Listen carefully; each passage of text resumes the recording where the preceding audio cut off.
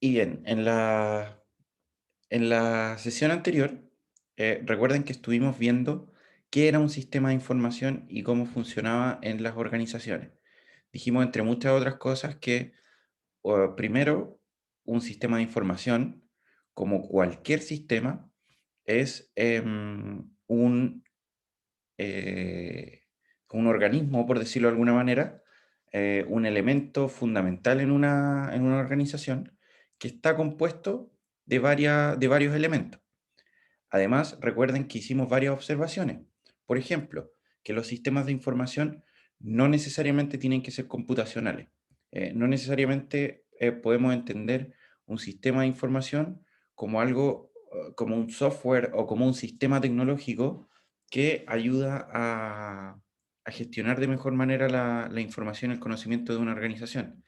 Recuerden que habíamos dado el caso de incluso personas que podían tener un sistema de información en papel, por ejemplo, en fichas, en un cuadernillo o digamos, en formato físico, en formato papel, pero incluso podríamos decir que las personas mentalmente tenemos un sistema de información, incluso a nivel mental. O sea, por ejemplo, cuando alguien tiene que pagar las cuentas, ah, puede que tengas un sistema de información que te lo recuerde, ya sea un sistema de información digital o un sistema de información físico. Por ejemplo, tú anotar tus propias deudas en un cuadernillo, o puede que ni siquiera las anotes, simplemente que em, puede que simplemente las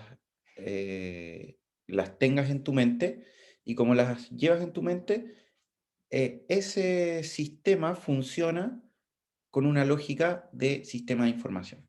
Por tanto, hicimos varias observaciones. Ahora, recuerden que entre las principales actividades que hablamos de un sistema de información es que teníamos estos procesos, los que se ven ahora en la presentación. Por ejemplo, el primer proceso es el input. El input era todo aquel proceso donde se hace la ingesta de datos o el ingreso de la información capturada ya sea al interior de la organización como del exterior, y que permite posteriormente llevar a cabo los procesos, el manejo de datos, el análisis, todo el procesamiento de datos, que recuerden, este procesamiento puede ser transparente o puede funcionar con una lógica de caja negra. Por ejemplo, recuerden que cuando hablábamos de la lógica de caja negra, decíamos que no teníamos claro qué tipo de procesamiento de datos hacía un sistema de información. Pero cuando hablamos de que los procesos son transparentes, efectivamente podemos ver, por ejemplo, si el sistema de información está llevando a cabo procesos de estadística descriptiva, o, por ejemplo, si está llevando a cabo elementos de procesamiento masivo de datos, otro tipo de procesos que puede llevar a cabo un software. También tenemos el elemento output, ¿ya? Y el elemento output es cómo se produce la información ya procesada. Es decir, se generan informes, se generan gráficos, qué tipo de información se genera en este proceso. Y finalmente tenemos el proceso de feedback, donde si el output no es lo suficientemente satisfactorio, tenemos un proceso de feedback donde necesitaríamos recolectar nuevamente el input, es decir, recolectar nuevamente los datos que capturamos desde fuera o los datos que capturamos al interior de la organización, y de esa manera replicar los procesos o cambiar los procesos. Recuerden que eh, al momento de hacer el feedback podemos encontrar modificaciones tanto en el input como en los procesos como en el output. Así que a grandes rasgos esto conversamos sobre los procesos dentro de un sistema de información, que además están todos relacionados con los actores de una organización, los actores externos y los actores internos, todo lo que habíamos llamado como em, los stakeholders de la organización. Em, y por otro lado, eh, hablamos de los principales roles.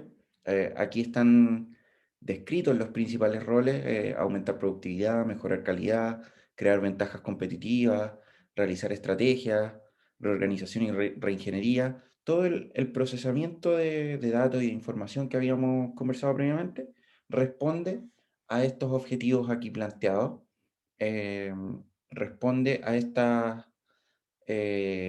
metas, digamos, de la organización, e incluso pueden ser más. Ustedes se pueden imaginar más metas. Em, También cuando hablamos de una definición básica de un sistema de información, dijimos que, como todo sistema, y sobre todo desde el punto de vista computacional, porque dijimos que si bien un sistema de información puede no ser computacional, hoy en día en su mayoría las personas funcionan con sistemas de información computacionales, y por tanto nos encontramos con que estos sistemas están compuestos por procesos, por procedimientos, por equipos tecnológicos de hardware. Recuerden que todo el hardware tiene que ver con los elementos físicos, es decir, los computadores, los servidores, los protocolos de conexión de red, los routers, por ejemplo, y todo el sistema físico que nos permite acceder a las aplicaciones o al software, que el software es todo los elementos de programas o sistemas que nosotros usemos, por ejemplo, desde el aspecto de las bases de datos.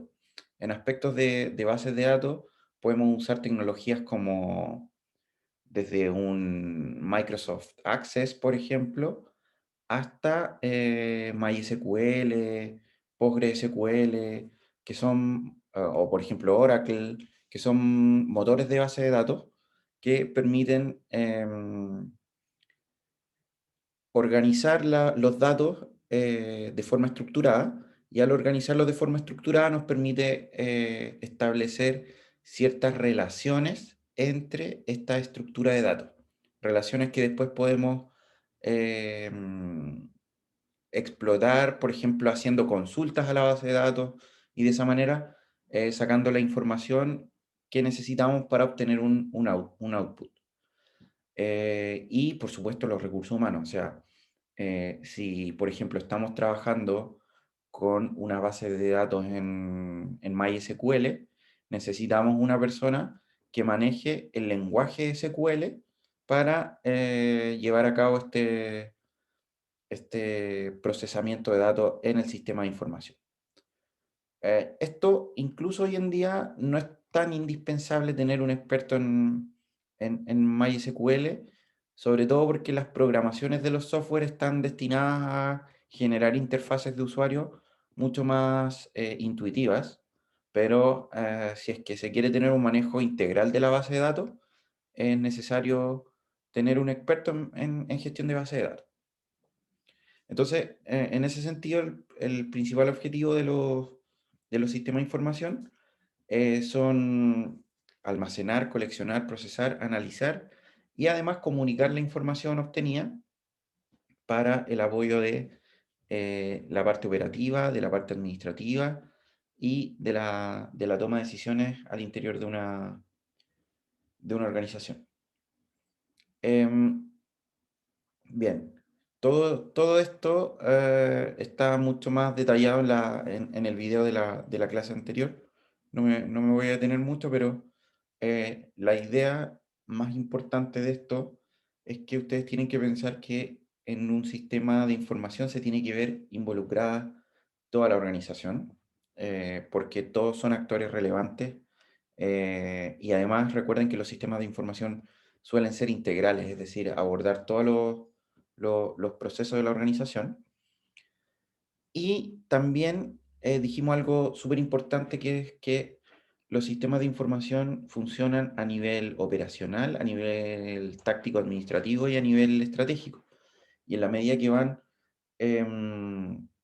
incrementando el nivel de complejidad de la información requerida, también va disminuyendo, o sea, va aumentando la elaboración de la información, pero su volumen se va reduciendo en la medida que resulta procesada la información. Entonces, por ejemplo, a nivel operacional nos encontramos con mucha más información, pero con información menos elaborada, menos procesada. A nivel estratégico nos encontramos con una información menos voluminosa, pero mucho más elaborada, mucho más procesada, con el fin de que las personas que funcionan, operan a nivel estratégico, tomen decisiones de manera mucho más rápida. ¿Ya? Y en ese sentido, dimos varios ejemplos por ejemplo, cómo en un sistema de ventas y marketing funciona este tema de la información y la complejidad de la información a nivel operacional, a nivel táctico y a nivel estratégico, ¿ya? Em, Adicionalmente, lo vimos en el área del sistema de personal, cómo podemos encontrar información mucho más voluminosa a nivel operacional, y a medida que se va aumentando en lo táctico y estratégico, nos vamos dando cuenta que la información se va complejizando en elaboración para apoyar la toma de decisiones a los distintos niveles. Y bueno, ahí vimos varios ejemplos, no solo los que planteábamos ahí, y también vimos cuáles eran los principales sistemas tipos de sistemas de información, entre los que identificamos sistemas de apoyo ejecutivos, sistemas de apoyo a la toma de decisiones, sistemas de información gerencial, sistemas de trabajo de conocimiento, sistemas de oficina y sistemas de procesamiento de transacciones. Todos estos sistemas de información están también relacionados con la clasificación en relación a lo operacional, en relación a lo táctico y en relación a lo estratégico. De hecho, si ustedes miran en el siguiente cuadro la clasificación, podemos ver que estos sistemas se pueden clasificar a 4 niveles. También entendiendo el sistema de nivel operativo, nivel operacional, nivel táctico en lo de nivel de conocimiento y nivel administrativo. Y finalmente, en el color naranjo vemos los sistemas de apoyo a nivel estratégico, como por ejemplo los sistemas de apoyo ejecutivo, los sistemas de información gerencial, los sistemas de apoyo a la toma de decisiones, los sistemas de conocimiento, los sistemas de oficina y los sistemas de procesamiento de transacciones. No me voy a detener mucho en esto, pero aquí ustedes pueden ver muchos más ejemplos en detalle. Esto está en el video de la semana anterior, donde encontramos el primer nivel de sistema de procesamiento de transacciones y los ejemplos que podemos identificar. Aquí hay un ejemplo mucho más detallado de lo que son los sistemas de procesamiento de transacciones. Ustedes lo pueden ver, las principales funciones y los principales sistemas de aplicaciones que encontramos a este nivel. En el segundo nivel nos encontramos con los sistemas de nivel de trabajo de conocimiento, donde podemos visualizar sistemas de información que ayudan a los trabajadores del área del conocimiento en la organización y los sistemas de oficina. En el tercer nivel, que es un sistema de nivel gerencial, vemos que estos sistemas de información general procesan altos volúmenes de datos, pero a nivel de input, recuerden, input es el sinónimo de entrada. A nivel de input vemos altos volúmenes de datos. A nivel de procesamiento vemos modelos estadísticos simples, y a nivel de output, de salida, vemos informes resumidos y excepcionales de rutina. Entonces, esto ayuda, por ejemplo, en la toma de decisiones en el área de la planificación, en el área del control y en el área de la toma de decisiones. Y finalmente, nos encontramos con los sistemas de apoyo a ejecutivos, también conocidos como los ESS, que a nivel de input incorporamos datos externos e internos mucho más comprimidos, esas son las entradas. Los procesamientos son interactivos, están diseñados para abordar la toma de decisiones no estructurada y los outputs, las salidas debiesen ser proyecciones. Es decir, más que toma de decisiones con procesamiento de estadística básica, vemos más funciones de prospectiva, como podemos encontrarnos correlaciones o ese tipo de cosas, con la idea de apoyar la toma de decisiones a nivel directivo. Por ejemplo, planificación a 5 años, planificación de presupuesto a 5 años y ese tipo de cosas. Y nos quedamos en esta parte. Esta fue hasta aquí quedamos, pero en síntesis podemos plantear que un sistema de información lo podemos entender como aquel sistema que está involucrado en todas las funcionalidades de la organización.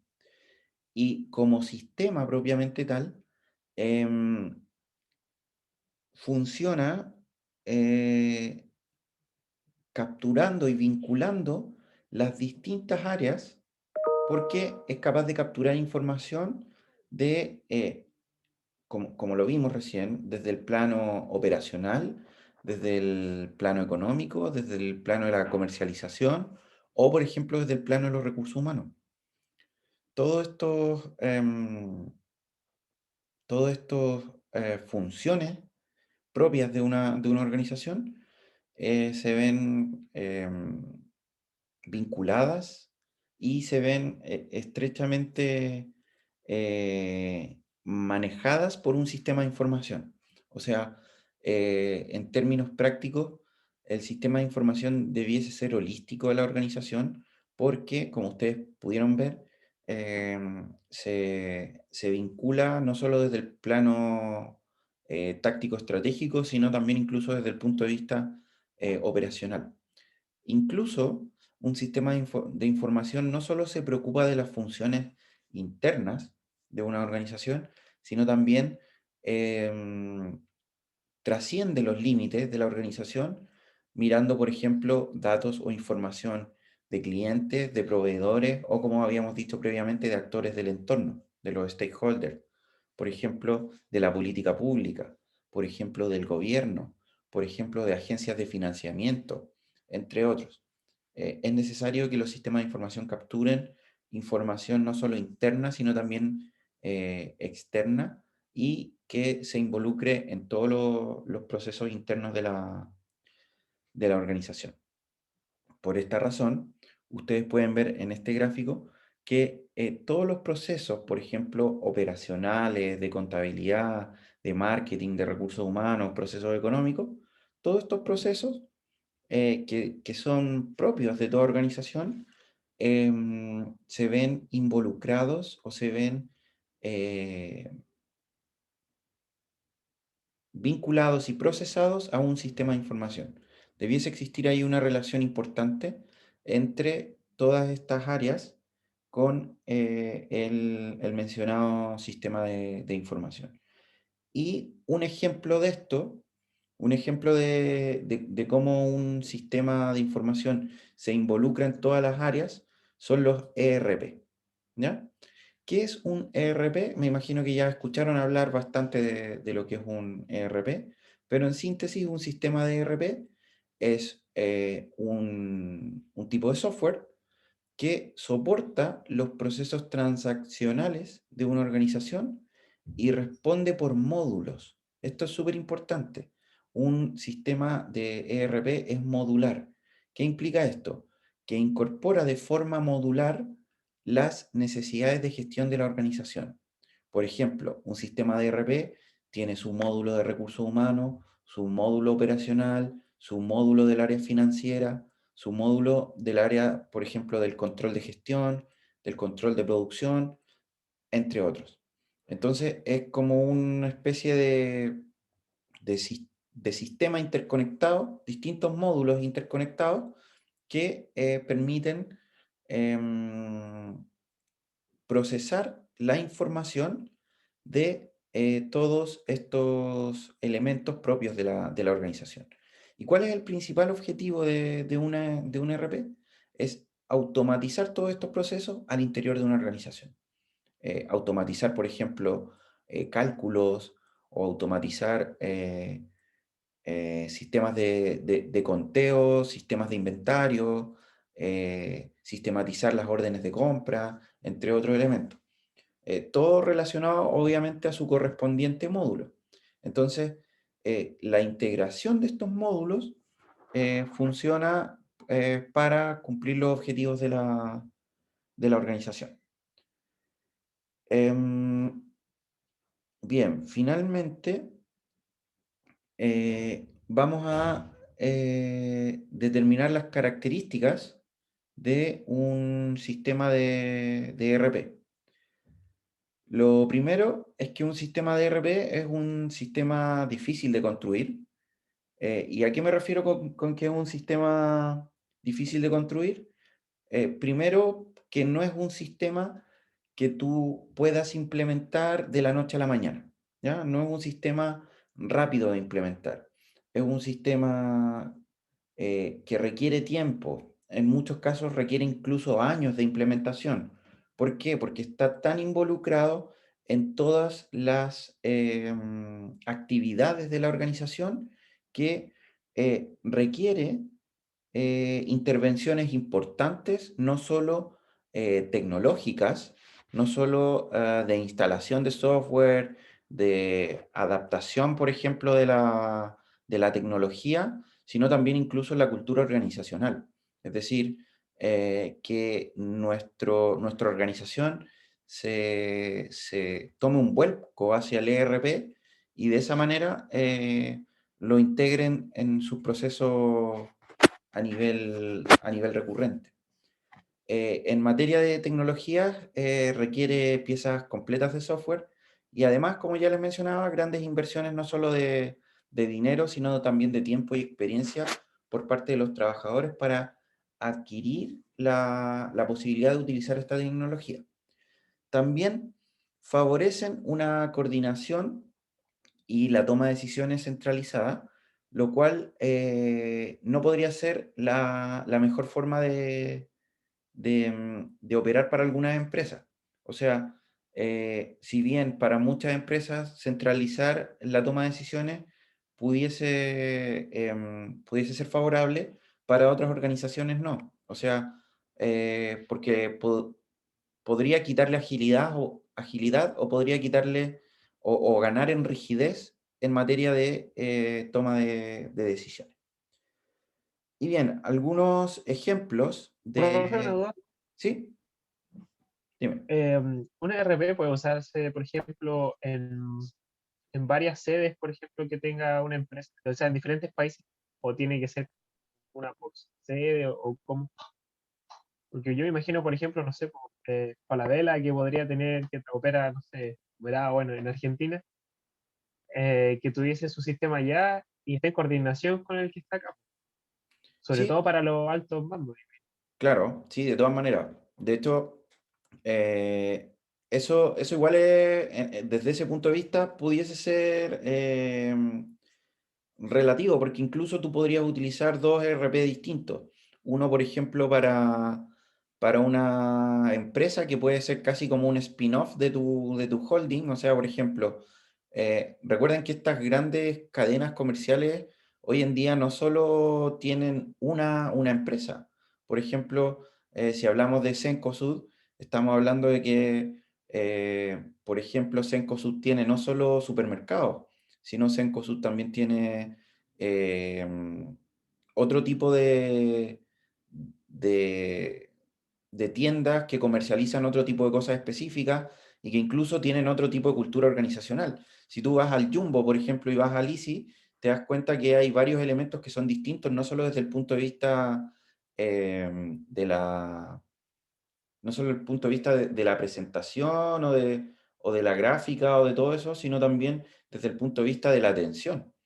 Entonces, tú puedes tener un ERP, por ejemplo, para tu spin-off, un ERP a nivel más podríamos decirlo a nivel más administrativo, pero también modularmente, o incluso puede ser modularmente, uno más complejo a nivel estratégico, ¿ya? Y esa es la gracia de que sean modulares también, que por ejemplo, cada elemento del módulo de un ERP te sirve para una función que puede ser estratégica, que puede ser táctica o que puede ser operacional. Es decir, a nivel, por ejemplo, de tienda, tú puedes hacer funcionar solo los módulos operacionales, pero a nivel más directivo, puedes hacer operar o hacer funcionar los módulos a nivel mucho más estratégico. Y esa es la ventaja también de que sean modulares.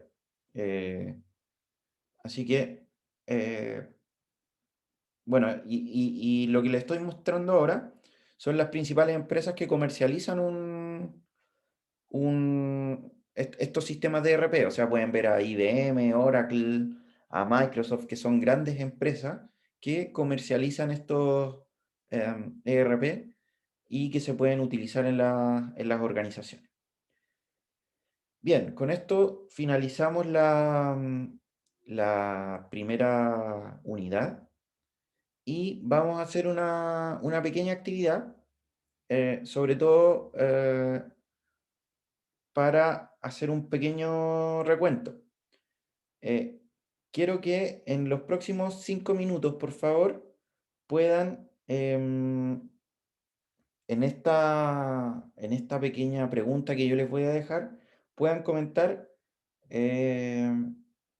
Would you like to approve students? No. Ya.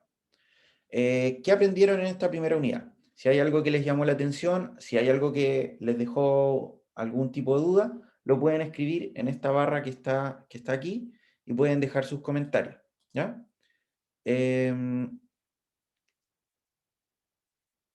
Jacqueline, sí, efectivamente hay que ingresar con el código. El código es, tienes que entrar a nearpod.com.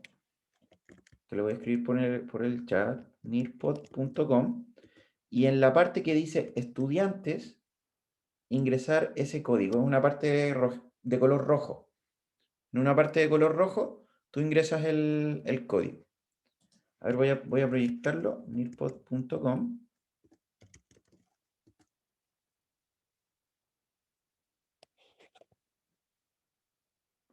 Bueno, yo estoy aquí con la sesión de profe, pero si tú ingresas a nearpod.com, al costado inferior izquierdo va a haber un recuadro que dice Student. Y ahí tú ingresas el código que yo les dejé. Entonces ahí vemos que van llegando las primeras respuestas de qué aprendieron en esta primera unidad. Si por ejemplo están de acuerdo con alguna opinión, le pueden dar me gusta y eso también cuenta como un voto. Pero aquí ustedes pueden ingresar los distintos elementos que han aprendido. Por ejemplo, vemos ahí 2 respuestas. Voy a agrandarlo un poquito para que después lo puedan leer. Bien, damos 2 minutitos para que puedan completar la respuesta.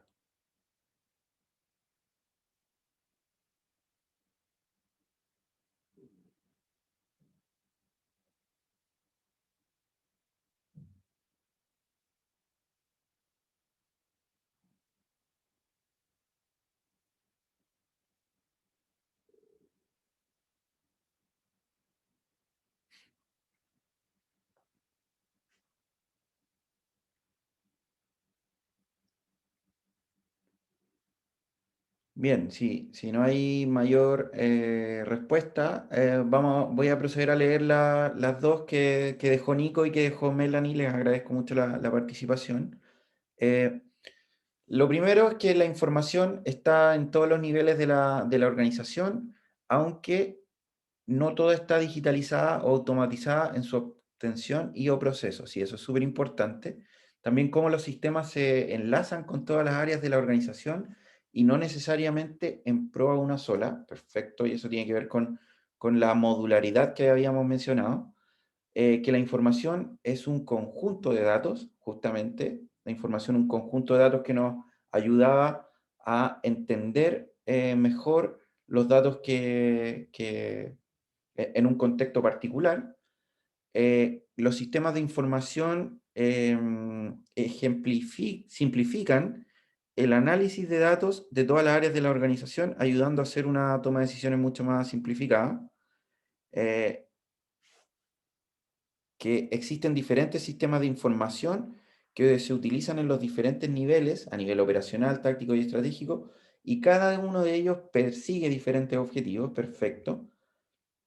La relevancia de mantener la información de una organización de forma ordenada y de forma oportuna, perfecto. Y además el valor de la información que debe ser mayor al costo a medida que nos genere valor, es decir, un retorno. Podemos llevar de mejor manera el proceso y obtener mayor beneficio al procesar información. Perfecto. Muchas gracias a todos y a todas por su participación. Entonces, con esta actividad finalizamos la primera unidad y les voy a explicar a continuación los elementos de la evaluación. Les pido que me den un segundito para buscar la información.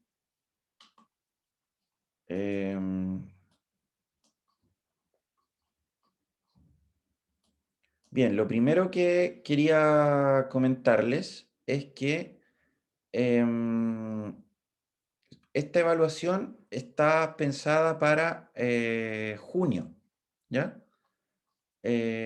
La primera, que es voy a buscar ahora la información, es la PEP 1. Aquí estamos.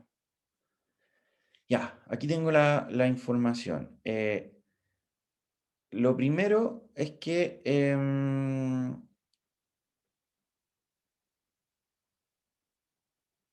fecha. El 17 de junio va a ser esta primera evaluación, ¿ya? Va a ser el 17 de junio, para que lo anoten. Les voy a dejar aquí 17 de junio, primera evaluación. Profe, el 17 de junio es la primera PEP. La primera PEP. Una de dos. Recuerden que vamos a tener solo dos evaluaciones. Ah, ya, profe. ¿Y en qué va a consistir? Va a ser un trabajo en grupo. Y esta prueba, esta evaluación, nos va a tomar toda la semana. Vamos a estar toda la semana trabajando en la PEP 1. En la primera etapa vamos a dividir al curso en 4 grupos, ¿ya? Donde nosotros, digo nosotros porque recuerden que con el profesor Carlos vamos a hacer em, vamos a hacer exactamente la misma actividad con todas las secciones, donde vamos a entregarle 2 papers y en ese sentido, por ejemplo, 2 grupos se van a quedar con un paper y los otros 2 grupos se van a quedar con el otro paper, pero ambos van a ser de una temática muy similar y ustedes van a tener que analizar ese paper bajo ciertas directrices que nosotros le vamos a dar, obviamente. En la segunda etapa vamos a juntar 2 grupos, es decir, de 4 vamos a pasar a 2 grupos, eh, ya que los de temática similar se van a juntar y van a responder a otra actividad. Y en la tercera etapa vamos a unir a todo el curso. Y todo el curso va a trabajar en este proceso, ¿ya? Entonces, como se van a dar cuenta, va a ser una actividad bastante dinámica, donde ustedes van a poder trabajar tanto en grupos más o menos pequeños como en grupos a nivel curso para responder a las distintas preguntas que vamos a ir desarrollando. La segunda evaluación está para la semana del 12 de agosto. Esa sería la segunda PEP, la PEP 2. Tendrían que entregarla, como les decía, el 12 de agosto. Y esto tiene que ver más que nada con el uso del Excel para procesar alguna información que nosotros le vamos a dar y que ustedes puedan desarrollar algún tipo de informe. Bien, entonces, a priori, esas serían las primeras evaluaciones. No sé si hay alguna consulta. Profe, entonces la primera prueba es de 2 papers, ¿cierto? Que dijo que le iba a separar. Esa era la primera prueba, ¿cierto? La primera Tiene prueba, que ser como conectado siempre online. sí, pero no sincrónicamente, porque vamos a dar toda la semana para que puedan desarrollar la actividad. ¿Ya? No es necesario que sea sincrónico. Pero vamos a dar las instrucciones un poco más adelante. Nosotros, como yo les decía, les vamos a entregar un paper a cada grupo. Con ese paper ustedes van a tener que trabajar. Posteriormente, vamos a juntar los grupos que tengan el mismo paper. Ahí van a tener que hacer otra actividad. Y finalmente, vamos a juntar a todo el grupo para hacer una actividad final de cierre de la PEP 1. ¿Ya? Esto está pensado para la semana en junio, le había dicho, 17 de junio. Está pensado para la semana del 17 de junio. ¿Ya? Así que queda tiempo, no se preocupen todavía tanto por eso. Profe, una Eh, consulta. ¿Sí? Es que, no sé, yo lo que pasa es que no puedo asistir a la clase ahora, pero los grupos de signo P o Sí, los grupos los vamos a armar. ya, vale. ¿Ya? Bien. Profe, ¿la PEP sería entonces del 17 al 24 o hasta el 17? Dejaríamos toda la semana el 17 para poder completarla. Ahora, si nos vemos un poco colapsados, igual podemos revisar eso. O sea, quizás podríamos dar un poquito más de tiempo, pero bueno, eso lo vamos viendo a medida que vamos avanzando. O sea, por ejemplo, podemos dejar del 14, si es que vemos que el proceso está un poco complejo, está un poco lento, podemos dejar del 14 al 24, por ejemplo, en nuestro caso, porque el profesor Carlos tiene clase otros días. No tenemos los mismos días, así que ahí vamos a tener que tomar las decisiones por nuestra parte. ¿Ya? Gracias, Bien. profe. No, gracias a ti. Entonces, con esto finalizamos la unidad 1, si es que no hay más dudas en relación a la evaluación. Y vamos a pasar a continuación a la unidad 2.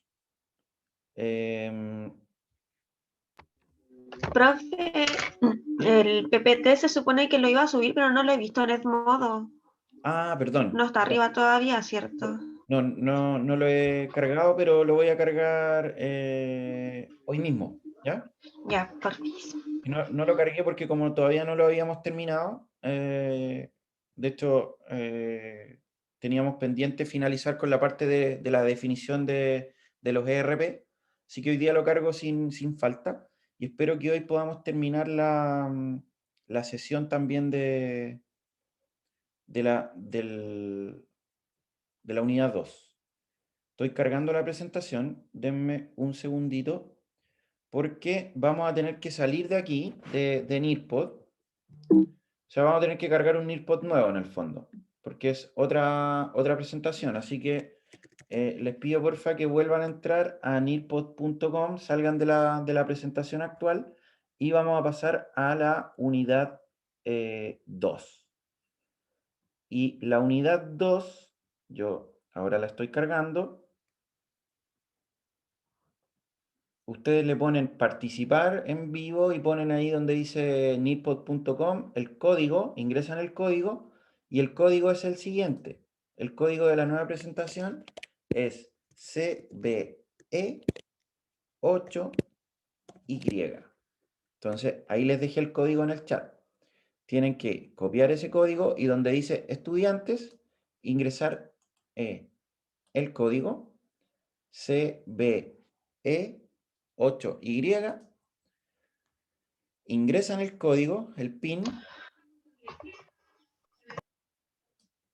les va a pedir un nombre. Profe, una pregunta. ¿Sí? Vi en Edmodo una serie de videos como de charlas y otras cosas así. ¿Esos videos como que son como complementarios, son obligatorios? O para si me puedes explicar para saber si es que pedir la interpretación.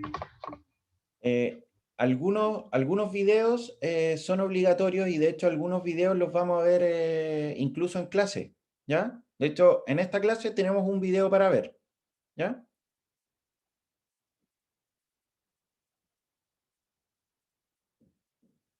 No sé si respondo a tu consulta. Profe, y en base a también los textos que salen ahí, salen varios artículos del modo, ¿eso también lo va dando por clase o cómo? Sí, lo vamos a ir viendo por clase. Yo les voy a decir qué cosas tienen que ir leyendo en la medida que vayamos avanzando. Y les voy a decir qué tienen que ir viendo también en la medida que vayamos avanzando.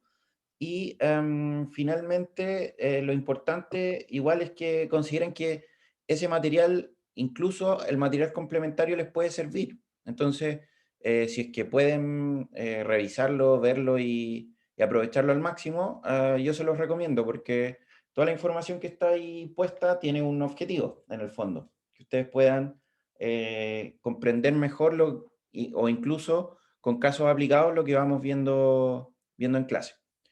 Pero ahora, por ejemplo, vamos a ver un video más relacionado con casos de éxito y fracaso en lo que tiene que ver con la planificación estratégica, ¿ya?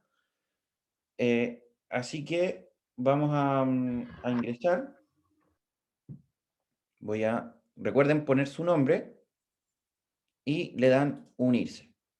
Entonces van a llegar a la presentación. Y aquí está la unidad 2, parte 1, donde vamos a hacer como lo define el título de la unidad, vamos a ver cómo levantar un diagnóstico y cómo planificar una implementación y finalmente cómo hacer una evaluación de las tecnologías de la información en las organizaciones, ¿ya? Así que recuerden, esto yo les recomiendo que lo hagan desde el computador porque lo van a ver mejor. Pero por favor, en la medida que vayan ingresando, vamos a iniciar con la sesión. Nos quedan 10 minutos, así que vamos a partir. En esta unidad, o en esta primera parte de la unidad, vamos a relacionar lo que tiene que ver con implementación de tecnologías en las organizaciones con el elemento de planificación estratégica. ¿Por qué? Porque toda implementación tecnológica debe tener su fundamento, es decir, su porqué, y su sentido, es decir, su para qué, es decir, por qué implementamos y para qué implementamos, sustentado en nuestra planificación estratégica. Si no implementamos la tecnología de acuerdo a la planificación estratégica, vamos a tener dificultades y a lo mejor todo lo que nosotros hagamos en función de implementación tecnológica no va a tener sentido para nuestra organización y no va a tener sentido para nuestros trabajadores o nuestros colaboradores, ¿ya? Entonces, en esta parte inicial vamos a visualizar qué elementos de una planificación estratégica son relevantes para diagnosticar la implementación de tecnología al interior de una organización. Entonces, vamos a hacer unas primeras definiciones. Por un lado, los elementos fundamentales, que yo sé que ustedes ya manejan esta información, los elementos fundamentales de una planificación estratégica guardan relación con la misión y la visión. No les voy a dar una definición propia todavía, pero sí es importante entender que la misión de la organización responde a, básicamente, por qué existo, y la visión responde básicamente a qué quiero llegar a ser. Ahora, ¿por qué son importantes en el elemento de un diagnóstico de implementación de tecnología? Porque ambos elementos debiesen establecer un propósito único. ¿Qué implica esto? Que si yo establezco las directrices para establecer un propósito, si yo establezco estas directrices, en cierta medida le doy un sentido, le doy un margen de acción a todas las personas que trabajan conmigo. Si yo no tengo un propósito claro, si yo no planteo un objetivo claro, las actividades que desarrolle mi organización no van a estar alineadas y no van a tener un sentido. Entonces, por eso es tan importante establecer un propósito único.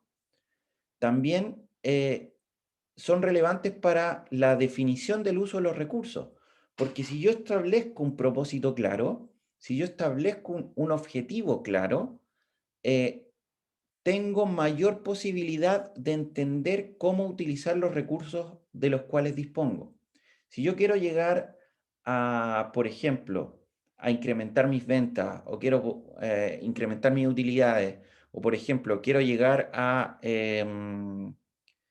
abrirme a un nuevo mercado, si tengo ese tipo de objetivo, tengo que, tengo un lineamiento para saber cómo puedo explotar mejor los recursos que quiero utilizar.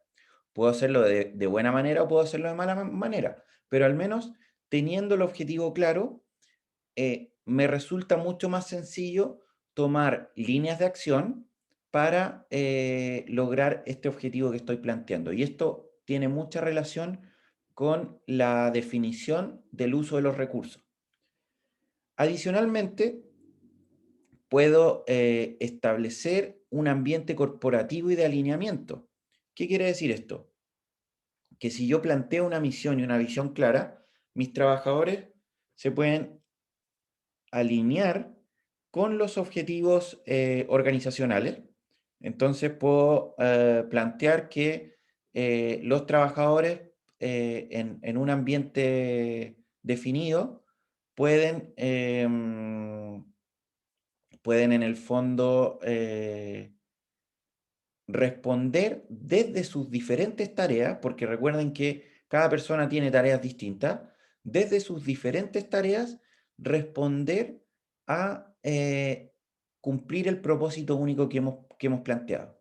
Y de esa forma, desde sus diferentes líneas de acción, trabajar de forma alineada para conseguir el objetivo corporativo que hemos planteado inicialmente. Y finalmente, nos permite traducir los objetivos y los propósitos de la organización. O sea, mediante cómo planteamos la misión y cómo planteamos la visión, nosotros podemos tomar estos objetivos y propósitos de la organización para llevar a cabo esta toma de decisiones.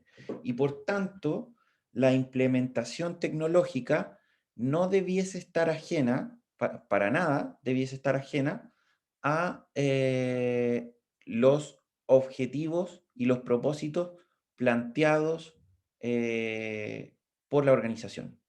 La implementación tecnológica, sea la tecnología que quieran implementar, por ejemplo, si queremos implementar un ERP, o por ejemplo, si queremos implementar un sistema de almacenamiento en la nube, cloud computing.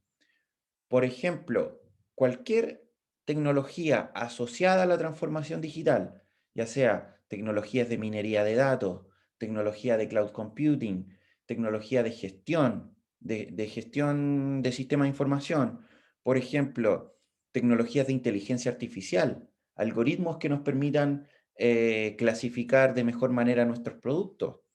O, por ejemplo, también podemos hablar de otro tipo de tecnologías en materia de ciberseguridad. Si queremos implementar protocolos de ciberseguridad en nuestra organización, ¿cómo estas tecnologías van a contribuir, o incluso en el diagnóstico podríamos evaluar cómo estas tecnologías podrían ser en cierta medida perjudiciales o en cierta medida limitar nuestro accionar para lograr cumplir los propósitos que nos hemos planteado? Por eso es tan importante considerar la misión y la visión al momento de tomar decisiones con relación a la implementación tecnológica, ¿ya? La implementación tecnológica no debe estar ajena a lo que entendemos por los objetivos institucionales y los objetivos corporativos plasmados en nuestra planificación estratégica. De esta manera vamos a continuar con una pequeña actividad, pero mejor la vamos a hacer a la vuelta del break porque nos quedan solo 2 minutos. Así que vamos a hacer el break ahora. Voy a pausar la grabación. Listo. Y vamos a continuar entonces con la actividad. Recuerden que estábamos planteando por qué la misión y la visión eran tan importantes para poder tomar las decisiones de la implementación tecnológica. En simples palabras, si tomamos esta iniciativa asociada a lo que es una misión y una visión clara, nos permite crear un mejor ambiente cultural y cumplir de mejor manera los objetivos. Entonces vamos a hacer una pequeña actividad donde un tablero de colaboración, donde la idea es que ustedes planteen desde su perspectiva, desde su experiencia, desde lo que han visto o lo que ustedes creen, qué es la misión y qué es la visión en una organización. Tienen 3 minutos para hacerlo.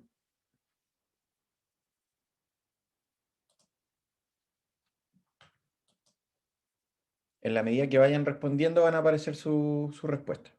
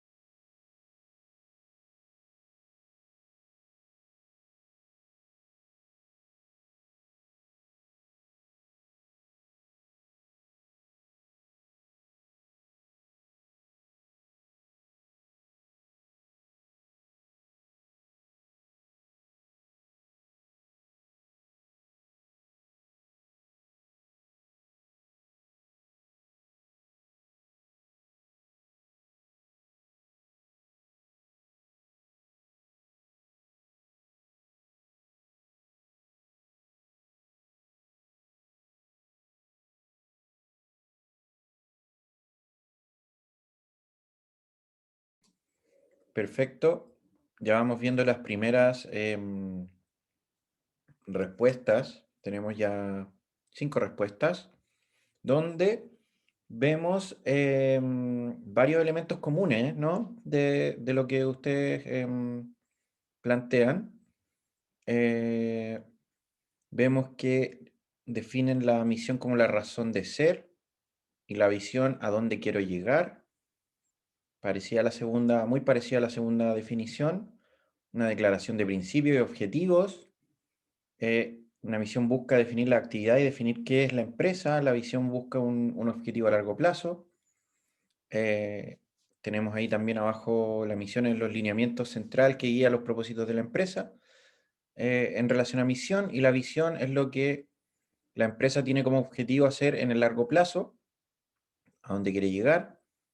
La misión nos presenta la realidad actual de la organización y otorga la identidad, mientras que la visión es lo que aspira. Perfecto. Entonces, agradezco las respuestas y bueno, ahí aparecieron algunas más. La razón de ser de la empresa, la visión, el rumbo que queremos tomar, misión es el desarrollo que le está dando la empresa a su organización, y la visión es lo que quiere alcanzar a largo plazo. Misión orienta el desarrollo de la empresa y busca decir qué se hace de una forma rentable. Y bueno, abajo, bueno, tenemos varios elementos comunes, o sea, así como el concepto de identidad, el concepto de objetivos, el concepto largo plazo, el concepto llegar a ser, lo que quiero llegar a ser, futuro. Entonces, ahí vemos varios elementos que son comunes y que es importante que nosotros tengamos claro, sobre todo para desarrollar la implementación tecnológica en nuestra organización. Por lo tanto, vamos a pasar a la siguiente parte, donde vamos a juntar todo lo que ustedes mencionaron, donde se plantea justamente la misión como la razón de ser de la organización, o sea, el por qué existo. Desde esa perspectiva, la misión está muy bien definida por ustedes, pero vamos a hacer algunas apreciaciones importantes también. Y la visión también está muy bien definida por ustedes porque es justamente qué quiero llegar a ser en el largo plazo. La misión debiese definir básicamente la razón de ser de la organización. Y en ese sentido tiene mucha relación con los conceptos que ustedes mencionaron, de identidad, entre otros, pero la misión, a diferencia de la visión, no debiese ser alterable en el tiempo, ¿ya? Porque la misión debiese ser mucho más estable, mucho más perdurable, por una razón básicamente estratégica. Si yo modificara constantemente la misión, imagínense lo confundidos que tendría mis trabajadores sobre qué es lo que realmente queremos lograr. Eh, y podemos pensar, chuta, es que el clima está tan cambiante, los mercados abren y cierran, entonces muchas veces una misión, la misión debiese variar constantemente. Sin embargo, una visión que varía constantemente solo genera confusión en la organización y no permite plantear correctamente una visión. Porque si no tenemos claro quiénes somos, difícilmente vamos a poder plantearnos objetivos a largo plazo. Pero un ejemplo de esto es Virutex, que por ejemplo la empresa Virutex, ustedes saben que ellos empezaron o declaraban en su misión que querían dedicarse al mundo de los pisos, bueno, fundamentalmente los pisos de madera. Y en este aspecto, los pisos de madera empezaron a dejar de comercializarse tanto, sobre todo por el tema de la instalación de pisos flotantes o pisos cerámicos y todo lo demás. Sin embargo, a pesar de que Virutex incrementó su gama, digamos, de comercialización, es decir, no solo vendía escobillas para pisos de madera, sino empezó a vender elementos de limpieza para pisos flotantes o para tratamiento cerámico y todo lo demás, pero Virutex no alteró su misión, porque su misión seguía orientada a el piso de los inmuebles. Entonces, la misión no debiese alterarse en el tiempo, a diferencia de la visión, que efectivamente la visión sí es cambiable en el tiempo, pero debiese ser cambiable solo cuando logras tu objetivo. Es decir, una vez que logras el objetivo de la visión que te planteaste inicialmente, debieses posteriormente replantear o mejorar tu visión. Em, por ejemplo, está el caso de Cencosud, que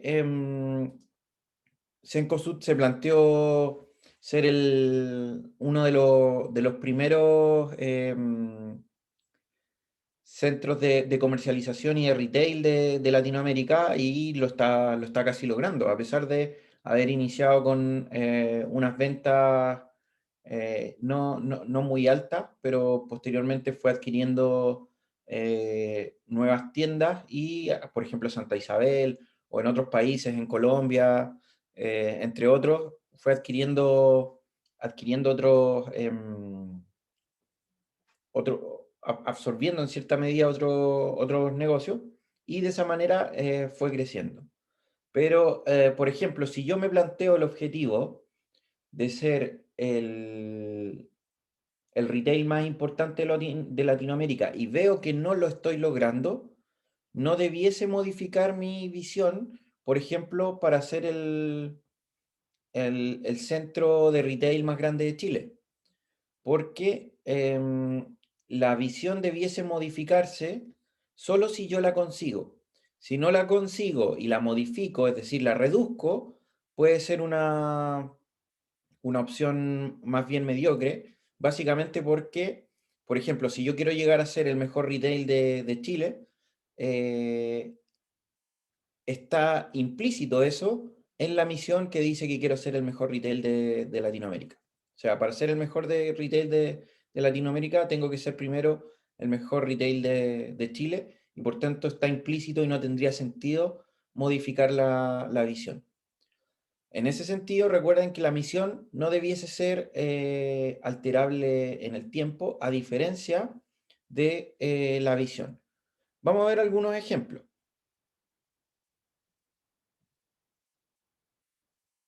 Bueno, primero las características que debe cumplir, por ejemplo, una misión. Una misión y una visión. Primero, deben ser breves, no pueden ser muy extensas porque eso genera confusión. Al igual que deben llevar o utilizar un lenguaje simple y no un lenguaje técnico, porque tiene que ser comprensible para todos los niveles de la organización, desde el plano más operativo hasta el plano más estratégico. Entonces, debe redactarse en un lenguaje simple y no en un lenguaje técnico. Tiene que ser fácil de recordar, de comunicar y no tiene que ser susceptible a múltiples interpretaciones, porque si es susceptible a múltiples interpretaciones, vamos a generar esta confusión que yo les menciono. Y al ser fácil de recordar y al ser fácil de comunicar, también podemos decir que tiene que ser conocida por todas y todos los miembros de la organización. Ese es el sentido de que la misión y la visión sea parte del núcleo de la organización, porque si no cumple con estos requisitos, va a ser confusa, quizás va a ser demasiado extensa, quizás demasiado em, con, con muchas potenciales interpretaciones, lo cual no nos va a dar las directrices iniciales que necesitamos para la toma de decisiones y particularmente también para el caso de la implementación tecnológica en nuestra organización. Por eso es que esta parte es tan importante para poder efectuar el diagnóstico de la implementación de la tecnología. Vamos a ver algunos ejemplos, como yo les decía. Aquí tenemos el ejemplo de la misión de Ripley. Léanla de manera bien rápida y luego vamos a hacer algunos comentarios al respecto.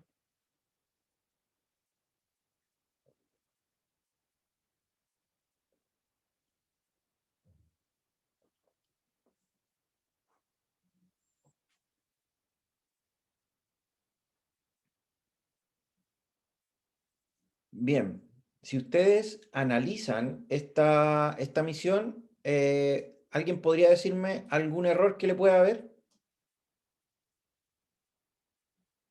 ¿Se les ocurre algún error que pueda existir? Quizás no está mal, pero podríamos ver algunos detalles al respecto.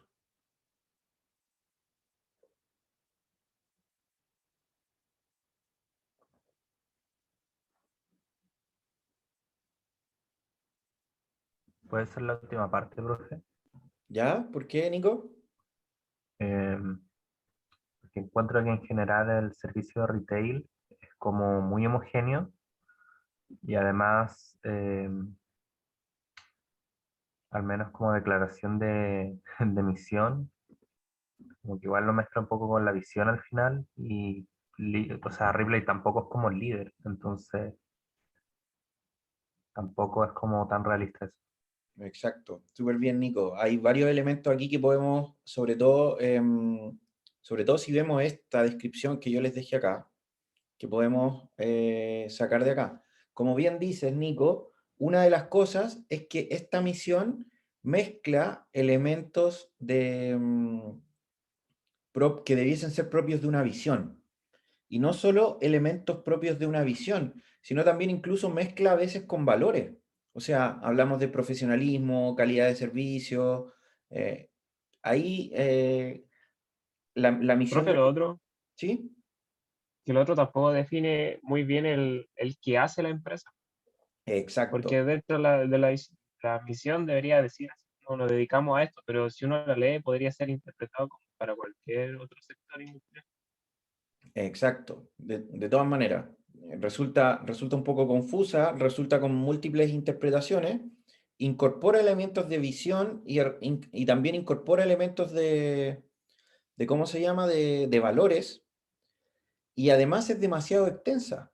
O sea, imagínense pedirle a un trabajador que recuerde esta misión.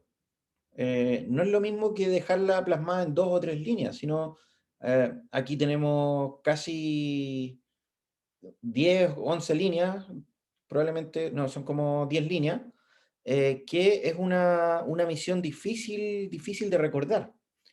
Entonces, si bien quizás en su fondo tiene una buena intención, en su forma está mal planteado.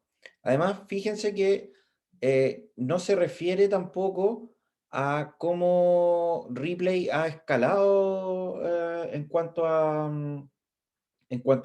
a sus servicios, porque, por ejemplo, Ripley antes lo que hacía era, no sé, venta de vestuario, venta de electrodomésticos, pero hoy en día Ripley es capaz incluso de darte un crédito hipotecario o un crédito de consumo. Entonces, eh, debiese estar plasmado en su misión toda la complejidad del entorno social y personal que aborda Ripley, porque ahora, como yo les decía, Ripley partió comercializando y después se abrió sacando el tema de la tarjeta de crédito, porque recuerden que en Chile eh, los bancos, bueno, aún todavía un poco, pero no tanto como antes, los bancos eran mucho más restrictivos para darte una tarjeta de crédito. O sea, piden muchos más requisitos para entregarte una tarjeta de crédito. A diferencia de las empresas de retail, que es muy sencillo llegar y sacar una tarjeta de crédito. Entonces, en cierta medida, el retail en Chile abrió el mundo de las tarjetas de crédito y el mismo es el caso de Ripley. Bueno, junto con la CMR y otros más que podríamos decir que fueron más o menos pioneras, pero en términos concretos, Ripley complejizó aún más sus servicios, al igual que Falabella, y ahora no solo puedes pedir una tarjeta de crédito para comprar electrodomésticos o para comprar em, digamos, vestuario o tecnología o lo que sea, sino incluso puedes pedir un crédito de consumo para, no sé, comprarte un auto o comprar o mejorar tu casa o, como les decía, hasta un hipotecario. Entonces, hay aquí una suerte de inconsistencia. Podemos decir que en su fondo es una misión con buenas intenciones, sin embargo, en su forma está mal planteada. Vamos con otro ejemplo. Esta es la misión de Nestlé, que dice, inspirados por los avances científicos de nuestro fundador, Henry Nestlé, guiados por nuestros valores y con la nutrición en el centro, trabajamos conjuntamente con nuestros colaboradores para mejorar la calidad de vida y contribuir a un futuro más saludable para personas y familias, para nuestras comunidades y para el planeta. ¿Qué les parece esta misión?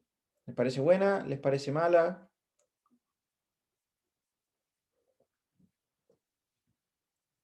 ¿Alguna observación que puedan hacer al respecto?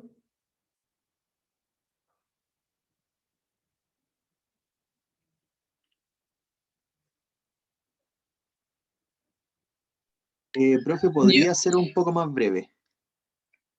Sebastián, Como dice que igual, Ujú. porque encuentro que igual le meten como mucho bla bla en las primeras 2 o 3 líneas. Que Ya, podría ser un poco más breve para ser más fácil de recordar. hacerlo mucho más concreto. Ya, es una buena observación. ¿Alguien más tiene alguna otra observación? A ver, voy a mirar el chat que veo que... Bueno, Edison dice lo mismo, no es breve, aunque dice que está mejor redactada que la anterior. Bien. ¿Alguien tiene otra observación? Profe, en Sí. esta se definen bien hacia dónde están dirigidas las cosas porque define personas, familia, comunidad y en planeta, que es como algo muy global. Claro, súper bien. Ahora, ¿no le ven un problemita a esta misión? Que no definen lo que son. Ya, pero ojo, más que Sí, o eso, sea, dice eso de Nestlé, pero, o sea, si uno conoce Nestlé, pues, pero si no la conociera, no sabría de qué. ujú, pero piensa en ustedes que conocen Nestlé. Si yo les digo Nestlé, ¿qué es lo primero que se les viene a la mente? Y son alimentos Seguro. procesados y no son saludables. Por ejemplo, un Sanenús. ¿Han comido Sanenús, cierto? Ya, el chocolate Sanenús es de Nestlé. ¿Les parece un alimento nutritivo? Un alimento, no estoy hablando si es rico o malo, pero ¿les parece un alimento saludable?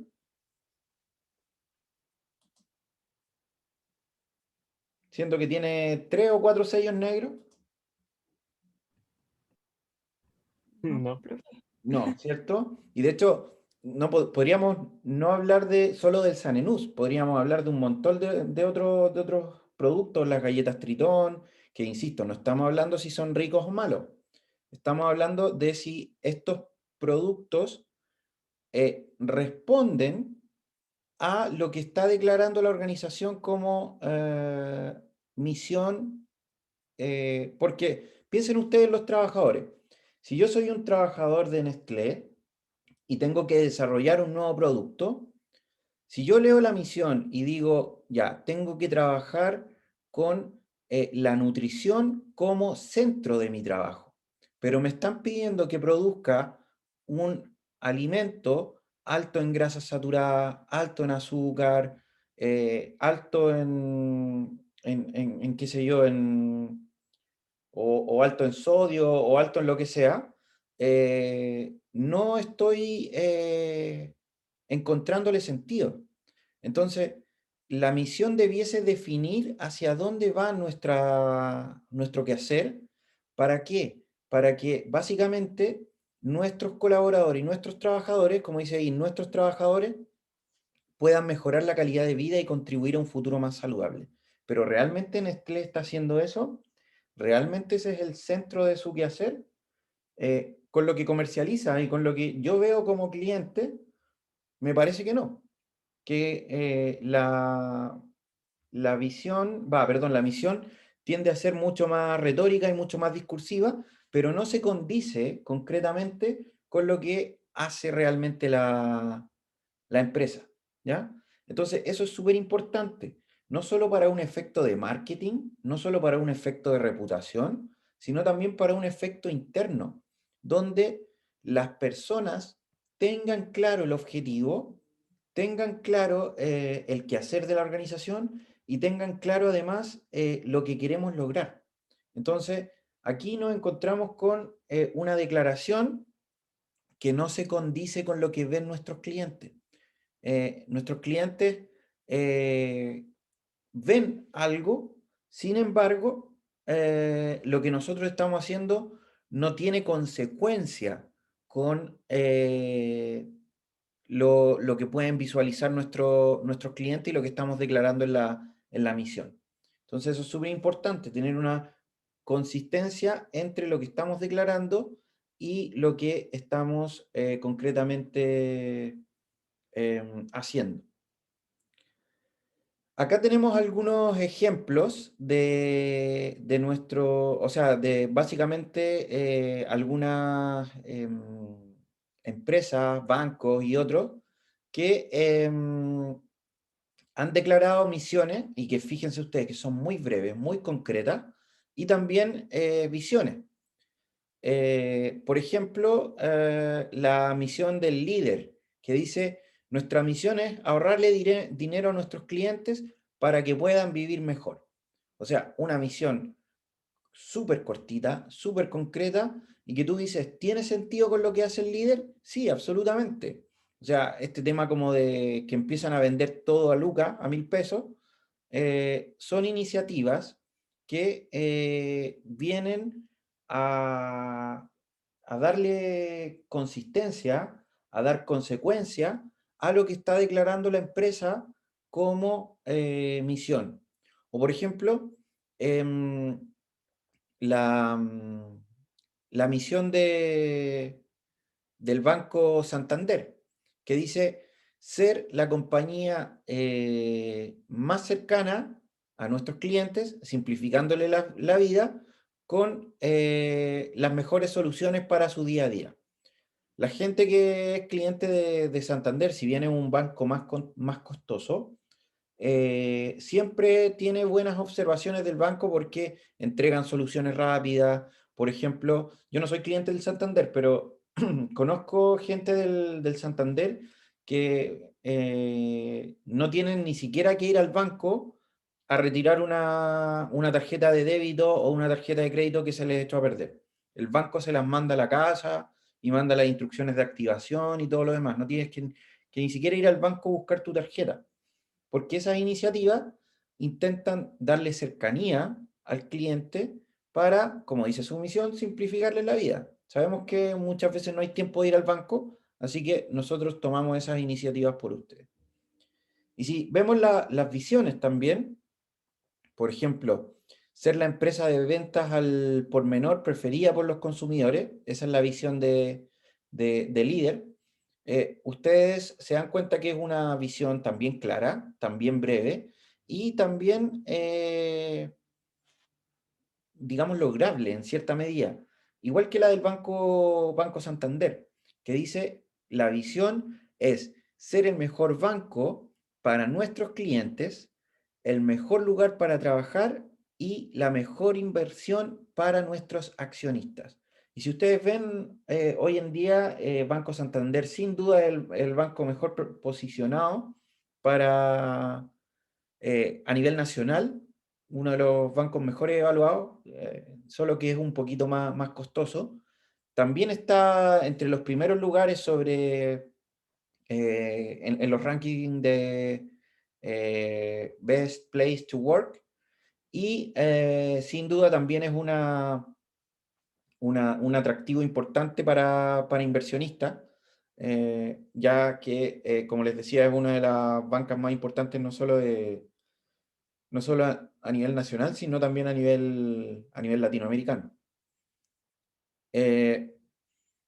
Y bueno, con todos estos ejemplos que hemos dado, vemos que resulta súper relevante tener clara la misión, tener clara la visión y también tener claros los valores. O sea, si no tenemos clara la misión, si no tenemos clara la visión, nos enfrentamos a un escenario confuso, nos enfrentamos a un escenario donde podemos confundir no solo a nuestros clientes, sino también a nuestros trabajadores.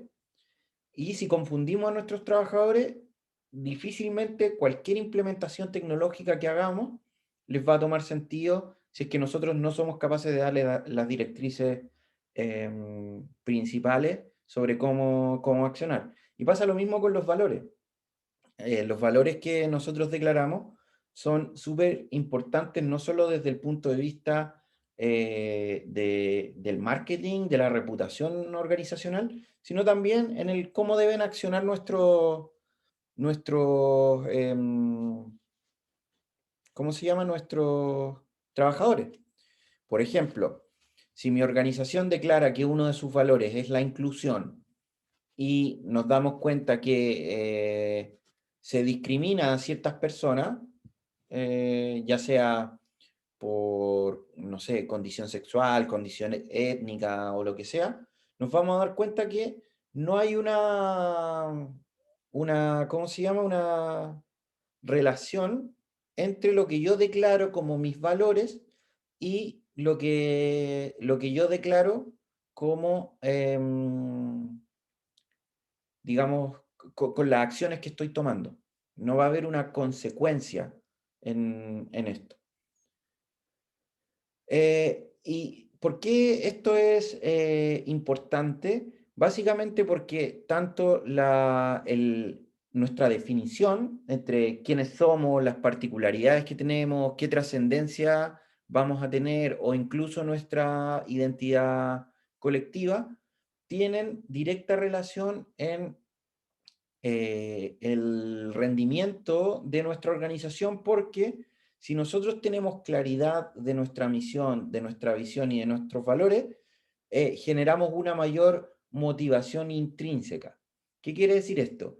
Que al entender los objetivos, al entender el qué hacer y al entender cómo desarrollar las distintas funciones que hemos planteado, nuestros colaboradores y nuestra organización en total nos va a generar una mayor motivación para su trabajo porque entiende hacia dónde tienen que ir.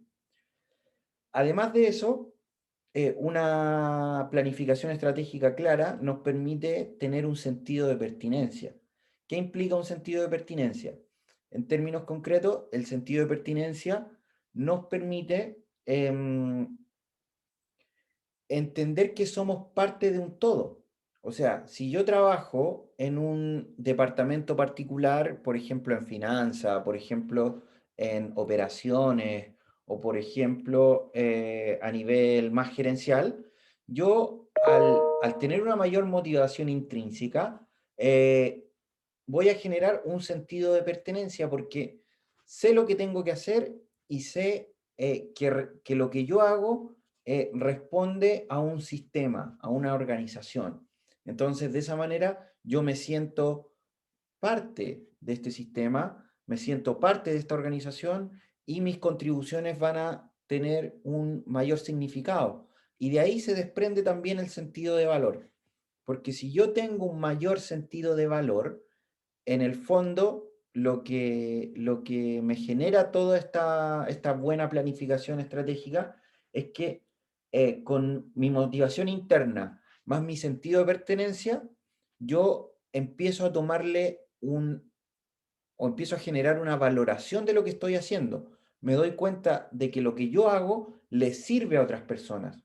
Por tanto, lo que yo hago es valioso y le tomo un sentido de valor a mis acciones.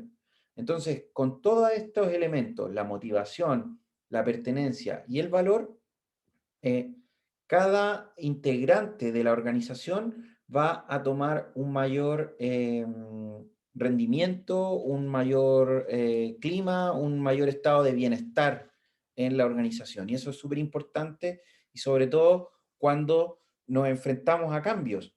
Recuerden que la implementación tecnológica normalmente implica cambios.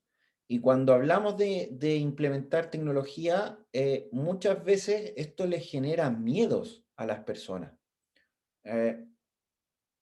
Es muy común que las personas sientan miedo a la tecnología.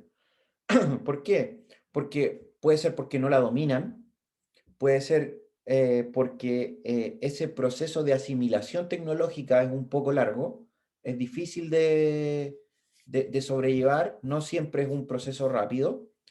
Y por otro lado, hay veces en que incluso las personas pueden sentir que la tecnología las puede sustituir. Entonces, imagínense ustedes en un retail que está incorporando sistema de cajas automáticas. cómo esa incorporación tecnológica debe tener sentido y debe tener algún tipo de elemento, ya sea psicológico, ya sea en el sentido del bienestar, para los trabajadores, para que no sientan miedo de que la incorporación tecnológica va a significar problemáticas para ellos más que una mejora en los procesos que están desarrollando.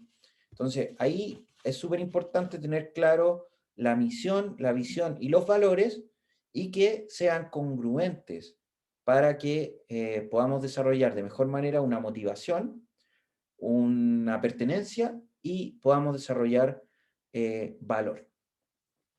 Entonces, en este sentido, nos damos cuenta de que para lograr transmitir adecuadamente estas definiciones que hemos planteado, necesitamos recurrir básicamente a 4 puntos fundamentales. Lo primero son los artefactos históricos, es decir, cómo utilizamos la documentación histórica o los artefactos que nos permitan comunicarle a nuestro equipo, a nuestra organización, los valores que estamos compartiendo. A través de documentación, de registros históricos, podemos decir, históricamente nuestra organización ha hecho esto, y por tanto, estos son los valores que a nosotros nos rigen. Los eventos originantes, o sea, ¿cuáles fueron los momentos claves, los momentos históricos que dieron forma a nuestro quehacer, y por qué estos momentos fundantes son tan importantes y son patrimonio de nuestra organización? Y como son patrimonio, se respetan esos valores, y podemos identificar estos mismos valores de la empresa que permiten mantener viva la cultura. O sea, cada empresa tiene su propia cultura, cada organización tiene su propia cultura. Entonces, a través de la perdurabilidad de estos valores, podemos mantener viva una cultura que nos puede llevar a un plano mucho más de éxito, junto con las tradiciones propiamente tal de la organización. Por ejemplo, en el lugar donde yo trabajo, siempre había una tradición de dar de vacaciones toda la semana del 18 de septiembre. Esa es una tradición. Y por ejemplo, el año pasado, con todo lo del teletrabajo y todo lo demás, se borró esa tradición. Y ustedes se pueden imaginar que eso generó un descontento importante en los trabajadores. Básicamente porque es una tradición que, si bien no está explícita en el contrato, es decir, no hay una cláusula en el contrato que le obligue a la empresa a darte vacaciones en fiestas patrias, es una tradición. Y como se entiende como una tradición, casi se asume como casi como una normativa. Entonces, cuando tú alteras las tradiciones, lamentablemente esto tiene un impacto importante emocional y puede mermar la disposición de los trabajadores, puede mermar, bueno, puede mermar muchos elementos. Y por eso es que aquí el rol del liderazgo es tan importante. Por ejemplo, en el ámbito del rol de un líder, captar todos estos elementos, ya sea los artefactos históricos, los eventos originantes, la tradición y los valores de la empresa, se transforma en un elemento indispensable, sobre todo para posteriormente utilizar estos mismos recursos que nos permitan hacer un análisis mucho más profundo, un análisis, por ejemplo, del tipo FODA, de analizar no solo interna, sino también externamente los elementos que nos permitan anticipar y aprovechar oportunidades de innovación, teniendo claro quiénes somos y respetando estos elementos, respetando nuestras tradiciones, respetando nuestros artefactos históricos y respetando las declaraciones de principio que hacemos. Si no, generamos confusión a todo el mundo. Y a continuación, esta es la última parte de la clase, vamos a ver el caso de estudio de la Polar. veamos la misión. La misión de la Polar dice, lograr que nuestros clientes sientan que la Polar es su tienda. La visión dice, ser la multitienda número 1 de la familia chilena y proyectarse internacionalmente. Y el valor principal, la confianza. Entonces tenemos misión, visión y, ¿cómo se llama? Confianza como valor. Si ustedes piensan en la misión, la Polar estaba muy alineada con lo que era su misión. De hecho, la Polar tenía como nicho básicamente a segmentos socioeconómicos más bajos, a diferencia de otras tiendas que apuntaban a segmentos socioeconómicos un poco más altos. Y mucha gente prefería ir a la Polar por sus precios, o por ejemplo, por la calidad, la relación precio-calidad. Entonces, muchos clientes preferían la Polar en lugar de otras tiendas y eso genera un sentido de pertenencia. Si analizamos la visión, dice ser la multitienda número 1 de la familia chilena y en su mejor momento, la Polar incluso estuvo muy cercano a Ripley. Entonces, incluso la Polar me parece que abrió algunas sucursales en el extranjero, entonces por tanto estaba muy próxima a cumplir lo que se planteaba como visión, todo con un elemento de valor de la confianza. Y aquí nos encontramos con un pequeño problemita, porque a continuación vamos a ver un video que nos permite entender qué pasó con el caso La Polar. Vamos a ver las declaraciones de uno de sus gerentes, Pablo Alcalde, me parece. Así que le voy a dar play y aquí ustedes van a poder ver el video.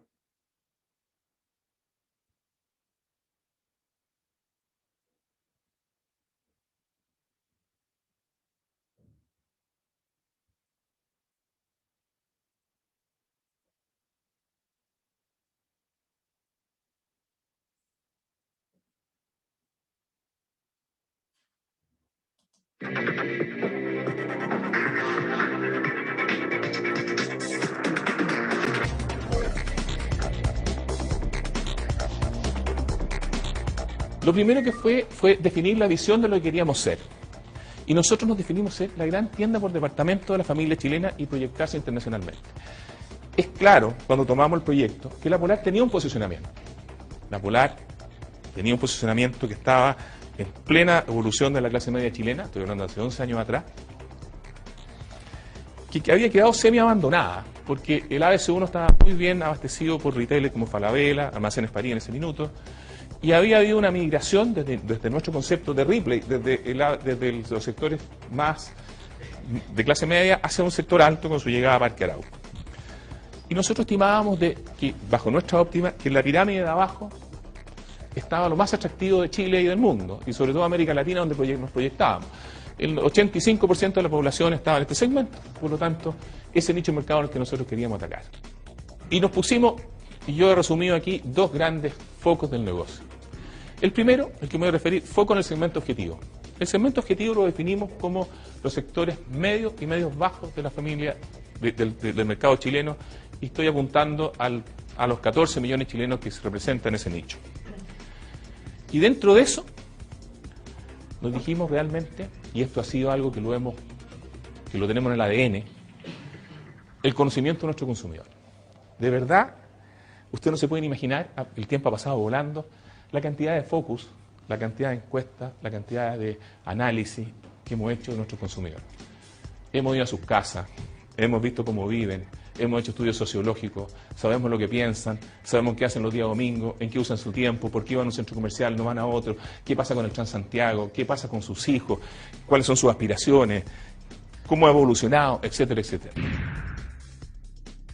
Y la gracia de la Polar es que este equipo humano fue capaz de compenetrarse y posesionarse de una manera, hasta decir yo que diría, fanática, en conocer y sentir lo que vive ese cliente. En términos de educación, en términos de atención, que eso lo voy a ir mostrando. Y eso nos llevó a nuestra primera gran definición, la mujer chilena. El 73% de los clientes de la Polar son mujeres.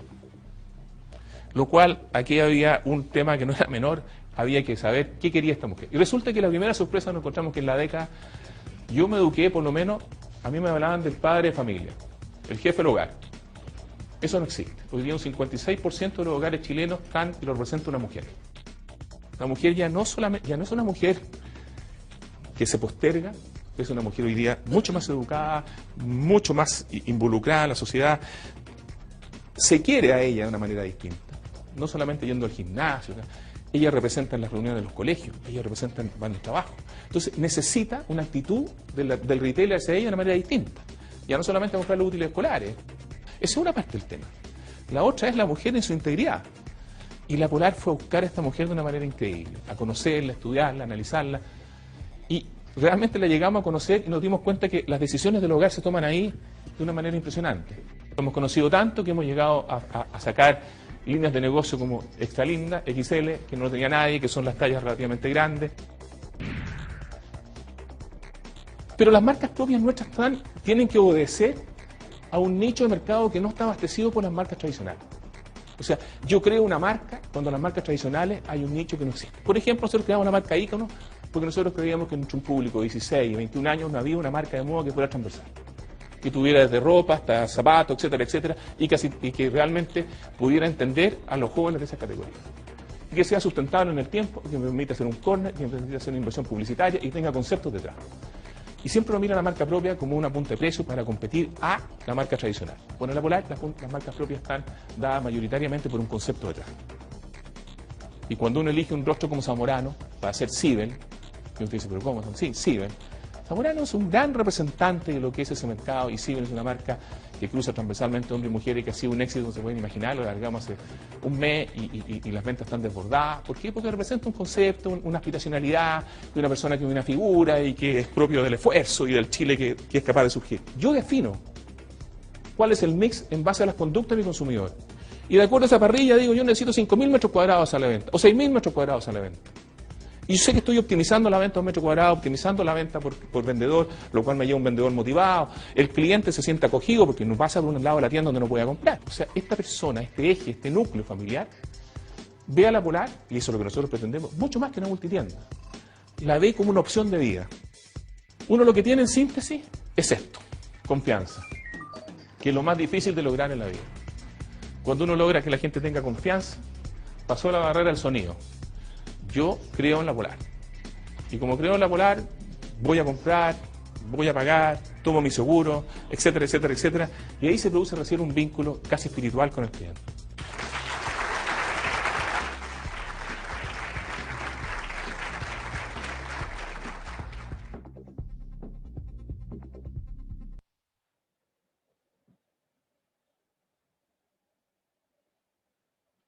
Bien, ahí vimos el caso de la Polar, pero nos enfrentamos a un escenario posterior, a un escenario donde la Polar pasó de ser una de las empresas más importantes a una empresa mínima ya. De hecho, con este tema de las repactaciones unilaterales, ¿qué ocurrió? Que en la Polar, por ejemplo, de forma unilateral se empezaron a repactar las deudas, es decir, a través de la entrega de una especie como de crédito interno, se costeaban las deudas de los clientes, pero esto se traducía al final en una deuda donde se incrementaba intereses sobre intereses. Entonces, obviamente la gente, al ser un hecho unilateral, no tuvieron mayor opción y se sintieron obviamente estafados. ¿Y qué implica esto? Un problema de confianza. Se generó un problema de confianza que era uno de los principales valores que declaraba la Polar, que se vio afectado, se vio dañado, y por esta razón uno hoy en día va a la Polar y ve que el flujo de gente es absolutamente mínimo. La gente ya no confía en la tienda. Y adicionalmente, pasó de las grandes utilidades que ganaba, pasó a ser una empresa que prácticamente está en la quiebra. Entonces, ¿cómo retomar esa confianza? Súper difícil, súper complejo. Y este es el caso de estudio que vamos a dejar para esta clase. Entonces, vamos a desarrollar una actividad utilizando Flipgrid, que es la misma aplicación que utilizamos en la primera sesión, donde nos vamos a dividir en grupos. Y aquí quiero que ustedes me ayuden con esto, porque vamos a hacer 5 grupos, si les parece bien. Vamos a hacer 5 grupos, entre los cuales ustedes van a crear un Flipgrid. Ahí estoy ingresando. Y en este Flipgrid ustedes ¿cómo se llama? Espérenme un poquito. Ya, en este Flipgrid, ustedes van a tener que analizar el caso de la Polar. Voy a entrar por mi cuenta de acá. Ahora mi pregunta es, ¿ustedes prefieren armar los grupos ustedes o que los arme yo de forma automática?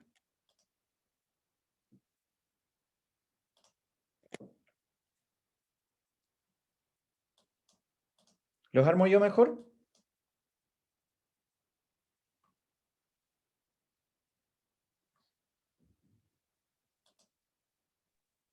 Lo Profe, que sea como más usted rápido. quiera, pero igual no estaría mal armarlo nosotros. Vale. En todo caso, como nos quedan solo 10 minutos, esta actividad no la vamos a poder desarrollar ahora, ¿ya? Entonces, aquí les voy a dejar el código para que ustedes puedan desarrollar esta actividad. Y recuerden entrar a flipgrid.com y de esa manera ingresar el código. Pueden presionar ahí, entrar con Google y después seleccionan la opción de su correo USACH y van a entrar al Flipgrid. Entonces, ustedes van a ver lo siguiente. Van a ver el video donde yo les planteo la siguiente pregunta. En un máximo de 2 minutos y medio responda las siguientes preguntas. ¿Cuál fue el problema de Empresas La Polar en el desarrollo de su estrategia? ¿Cómo se relaciona este caso con el desarrollo de una estrategia de innovación tecnológica en la organización? ¿Y qué lecciones pueden sacar para una estrategia de innovación exitosa y alineada con la organización? Entonces, ahí ustedes van a poder ver el video que yo les grabé. Hola, para la siguiente actividad quisiera que pudieran responder en un máximo de 2 minutos y medio las siguientes preguntas. Primero, ¿cuál fue el problema de Empresas La Polar en el desarrollo de su estrategia? ¿Cómo se relaciona este caso con los procesos de innovación tecnológica en la organización? Y finalmente, ¿qué lecciones pueden sacar para una estrategia de innovación exitosa y alineada con la organización? Bien, ahí están las preguntas. Entonces, en los minutos que nos quedan, yo voy a dividir mejor de forma azarosa los grupos y ustedes se pueden coordinar, ¿ya? Voy a dejar a Jacqueline junto con Jorge. Así que ahí va la invitación.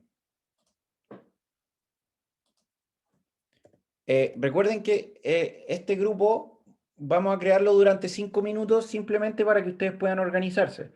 Pero van a tener desde de hoy hasta el próximo jueves para poder grabar el video. Así que ahí ustedes se pueden coordinar cómo lo pueden hacer, ¿ya? Este va a Profe, ser la instancia de coordinación. Sí, dime. profe, y si es para la próxima semana, ¿no podemos hacer los grupos nosotros? Sí, por mí ningún problema. Eso era justo lo que les estaba preguntando. Si ustedes preferían armar ustedes los grupos, por mí no hay ningún problema, ¿ya? Lo que sí me importa es que no quede nadie solo, ¿ya? Profe, ¿y Ya. de cuántos serían? Yo creo que un buen número son 5, máximo 6 personas, ¿ya? De 5 a 6 personas. Gracias. Bueno, ya, perfecto. Entonces, ustedes compongan los grupos y recuerden, este es el código. Guarden el código. Se los voy a dejar en el chat nuevamente. Ahí está el código. Con ese código, ustedes pueden completar la actividad de aquí al próximo jueves, ¿ya? Van a tener una semana para desarrollarlo y les puedo dejar estos minutos para que ustedes se coordinen, ¿ya? Pero lo pueden hacer de forma interna, lo pueden hacer por correo electrónico y la próxima semana vamos a revisar los avances y los trabajos. Bueno, no sé si hay alguna duda.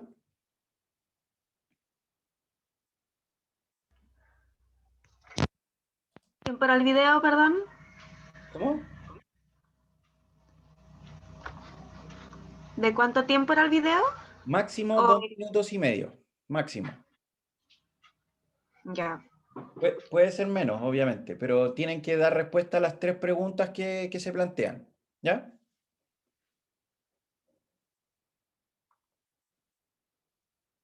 Bien, entonces con eso finalizamos la sesión de hoy. Nos estaríamos viendo el próximo jueves. Recuerden que me parece que la semana del 17 de mayo hay un receso, así que para que lo planifiquen, ¿bien? Con esto terminamos la sesión de hoy y cualquier duda recuerden que me pueden escribir al correo electrónico.